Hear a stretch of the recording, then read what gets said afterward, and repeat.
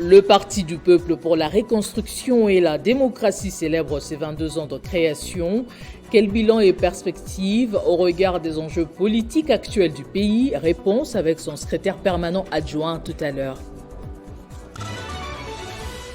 Le pape François a présidé en ce dimanche pascal une messe de la résurrection du Seigneur Jésus-Christ avant d'adresser un message de soutien et de réconfort aux pays touchés par la guerre. Et ici en RDC, la célébration s'est passée dans le calme à Béni, malgré l'alerte d'une attaque terroriste. Le journal, vous le savez autant que moi, c'est sur Télé 50. Bienvenue à tous.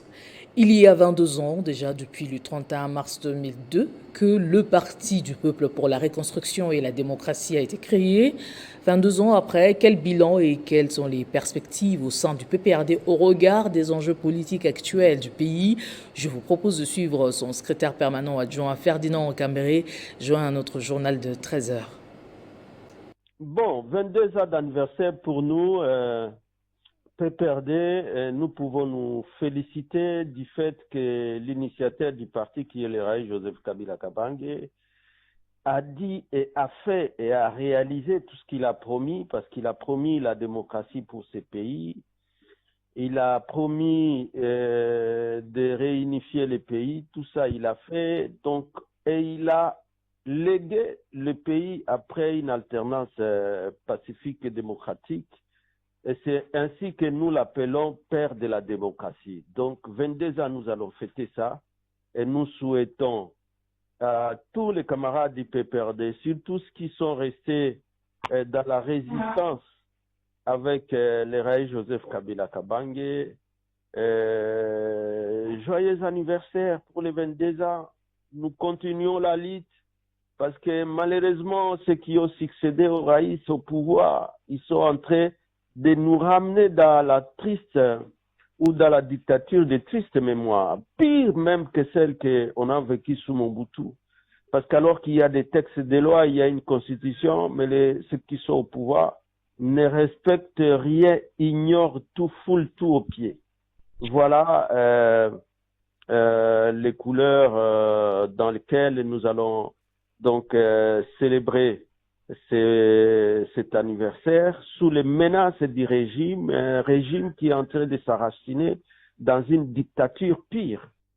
Le combat est revenu encore, nous oblige encore plus d'énergie parce que nous, démocrates, socialistes africains, humanistes, mais le régime en face, le visage qu'il présente est celui d'un pays au visage très sombre. Le dimanche, Pascal a vécu à travers le monde. À l'occasion, le pape François a présidé une messe de la résurrection du Seigneur Jésus-Christ depuis la place Saint-Pierre à Rome. Le souverain pontife a par ailleurs adressé aux pays et régions touchés par la guerre, les divisions, les crises, un message de soutien et de réconfort. Écoutez. Que la lumière de la résurrection illumine nos esprits et convertisse nos cœurs, en nous faisant prendre conscience de la valeur de toute vie humaine qui doit être accueillie, protégée et aimée. Frères et sœurs, n'oublions pas la Syrie,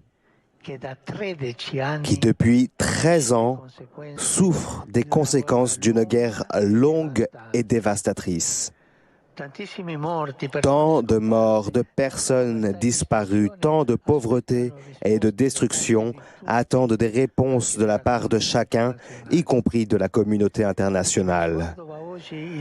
Aujourd'hui, mon regard se tourne particulièrement vers le Liban, qui connaît depuis longtemps un blocage institutionnel et une profonde crise économique et sociale, qui est aujourd'hui aggravée par les hostilités à la frontière avec Israël. Que le ressuscité réconforte le peuple libanais, bien-aimé, et soutienne le pays tout entier dans sa vocation à être une terre de rencontre, de coexistence et de pluralisme.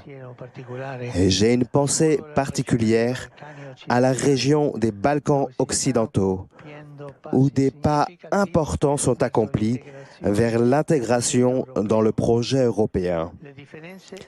Que les différences ethniques, culturelles et confessionnelles ne soient pas une cause de division, mais deviennent une source de richesse pour l'ensemble de l'Europe et du monde entier. De même, j'encourage les discussions entre l'Arménie et l'Azerbaïdjan, afin qu'avec le soutien de la communauté internationale, ils puissent poursuivre le dialogue, secourir les personnes déplacées, respecter les lieux de culte des différentes confessions religieuses et parvenir le plus rapidement possible à un accord de paix qui soit définitif. Que Christ ressuscité ouvre un chemin d'espérance pour les personnes qui, dans tant d'autres parties du monde, souffrent des violences, des conflits, d'insécurité alimentaire, ainsi que des effets du changement climatique. Qu'il réconforte les victimes de toutes les formes de terrorisme. Prions pour tous ceux qui ont perdu la vie et implorons la repentance et la conversion des auteurs de tels crimes. Et ici, en RDC, à Béni, dans la province du Nord Kivu, les fidèles se sont rendus à leur lieu de culte habituel, malgré une alerte de l'armée congolaise. Tenez, il y a quelques jours, celle-ci redoutait une attaque terroriste des rebelles du M23 et avait appelé la population de l'Est à la vigilance durant la semaine pascale. Les chrétiens vivant dans la ville de Béni, dans le Nord Kivu, ont célébré la fête des Pâques ce dimanche 31 mars dans une psychose due aux nombreuses alertes d'attentats à la bombe. Même si l'armée a alerté sur de probables attaques à la bombe dans la ville, le jour des Pâques, les fidèles se sont rendus à leur lieu de culte pour célébrer la résurrection du Seigneur Jésus-Christ. Dans plusieurs paroisses de la ville, plusieurs fidèles sont allés prier et participer au culte des Pâques. À l'entrée de plusieurs églises, quelques dispositifs de sécurité ont été mis en place et les jeunes de la brigade de sécurité des églises ont accueilli les fidèles avec un détecteur de métaux à main. Ce contrôle visait à prévenir d'éventuels attentats à la bombe improvisés comme ce fut le cas il y a quelques années. Plusieurs chrétiens avaient été tués et d'autres blessés dans une église lors de la célébration de la fête de Noël. En ce jour des Pâques, la brigade de sécurité a aussi procédé à des fouilles et des palpations systématiques des sacs à main et de tout autre bagage de chaque fidèle. Ces mesures, imposables à tous, étaient la condition avant d'entrer dans les temples.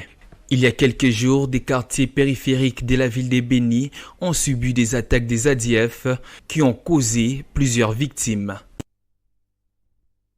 Au Nord Kivu, à Lubero, précisément, cette fois où le centre de santé de référence de Bingui est en rupture de stock après avoir accueilli et pris en charge en début de semaine plus de 50 blessés d'un accident de circulation survenu au retour d'un enterrement causant la mort de 6 personnes. L'administrateur de ce centre lance un SOS auprès du gouvernement central et provincial pour doter cette structure des médicaments pour la prise en charge des malades. À quelques jours des élections de gouverneurs alignées par la Commission électorale nationale indépendante, les soutiens pour Fifi Masuka au Lualaba se multiplient. Le dernier en date est celui d'une association de quelques Lualabais qui se dit convaincue de l'élan pris en province et veut voir Fifi Masuka poursuivre le travail. La fondation Achille Mtete Kelouale adhère au programme quinquennal du chef de l'État et soutient sa vision sans faille. À cet effet, la fondation Achille Mtete Kelouale soutient les tickets de l'Union sacrée de la nation.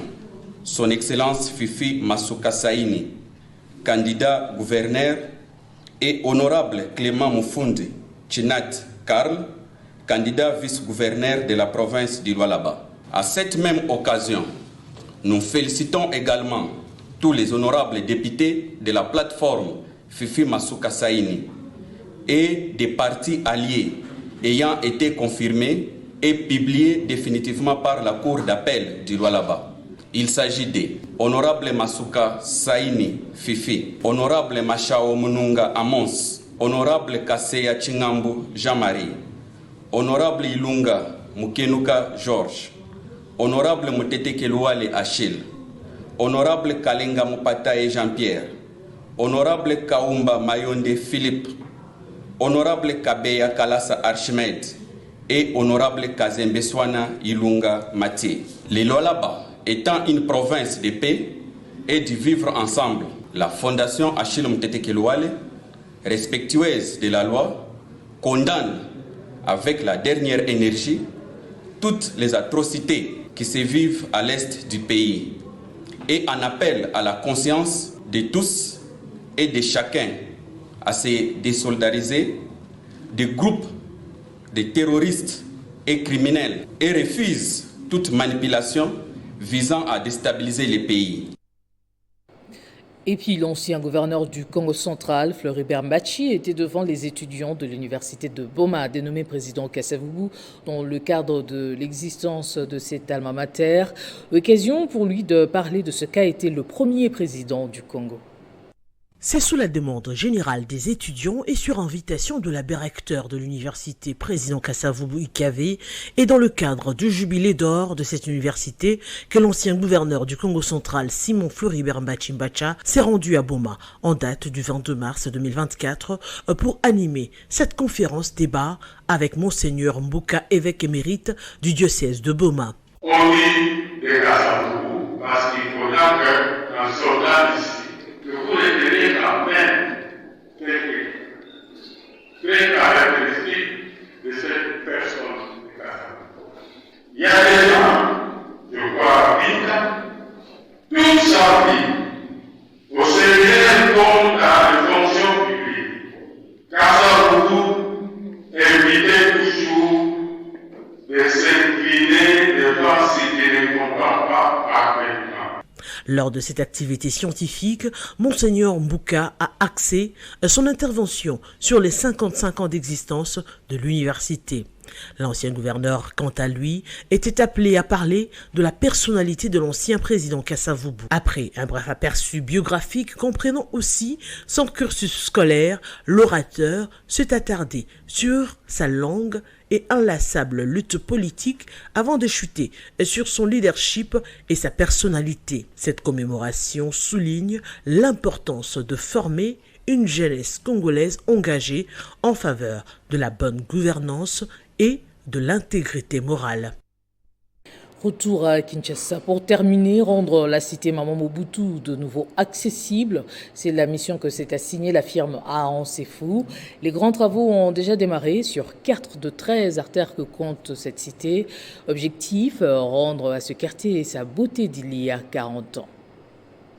Sur 13 routes à réhabiliter, les travaux s'exécutent déjà sur 4 artères, INSS, Logec, santé et formation. L'entreprise Aaron Sefou a déjà déployé ses engins et son personnel pour l'exécution des 10 travaux dont la consistance porte sur l'ouverture, le reprofilage, le rechargement, la couche de fondation, le remblayage et le compactage. Le tout se passe sous la supervision du laboratoire national de travaux publics en conformité avec les règles de l'art. Avant de mettre l'enrobé, il faut vérifier les essais. En tout cas, je suis très contente. Coup de chapeau avec l'entreprise Aaron Sefou. Les riverains ont émis le vœu de voir s'accélérer les travaux avant que la pluie ne s'invite. Nous avons observé qu'il y a des travaux de rénovation de la voirie qui prend son bon nombre de chemins. Le gouvernement a assis sa mission Msala Obo. Ce gars Sango, nous a fait un coup de chapeau pour nous. Tout, alors tout, est pris en compte. Au-delà de la couche de base, avant la pose des enrobés, l'entreprise Aaron Sefou se focalise également sur la construction des ouvrages connexes comme les caniveaux pour l'évacuation des eaux. L'hôtel de ville de Kinshasa, Tia Mordicus, a doté la cité Maman Mobutu d'une voirie à la grandeur du prestigieux nom qu'elle porte. Dire à la population de la cité Maman Mobutu, au nom du gouvernement de la ville, d'être calme et apaisé. Les travaux vont s'exécuter totalement. Construite il y a 40 ans, la cité Maman Mobutu mérite une attention soutenue pour qu'elle garde toujours sa beauté d'antan. On va prendre le rappel des titres avant de nous quitter. Le Parti du peuple pour la reconstruction et la démocratie célèbre ses 22 ans de création. Selon son secrétaire permanent adjoint, le PPRD compte plusieurs réalisations à son actif. Le pape François a présidé en ce dimanche pascal une messe de la résurrection du Seigneur Jésus-Christ avant d'adresser un message de soutien et de réconfort aux pays touchés par la guerre. Ici en RDC, la célébration s'est passée dans le calme à Béni, malgré l'alerte d'une attaque terroriste par l'armée congolaise. Voilà tout pour ce journal. Merci de l'avoir suivi. Excellente suite de nos programmes. Prenez soin de vous. À très bientôt.